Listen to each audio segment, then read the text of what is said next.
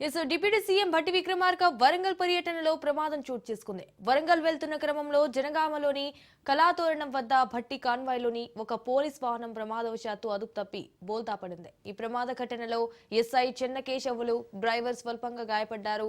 ప్రాణాపాయం తప్పడంతో అధికారులు ఊపిరి పీల్చుకున్నారు. ఇటు గాయపడ్డ వారిని సమీప ఆసుపత్రికి తరలించినట్లు తెలుస్తోంది.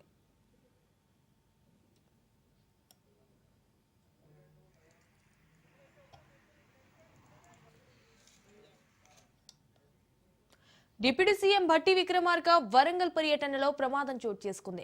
వరంగల్ వెళ్తున్న క్రమంలో జనగామలోని కళాతోరణం వద్ద భట్టి కాన్వాయ్లోని ఒక పోలీస్ వాహనం ప్రమాదవశాత్తు అదుపు తప్పి బోల్తా పడింది.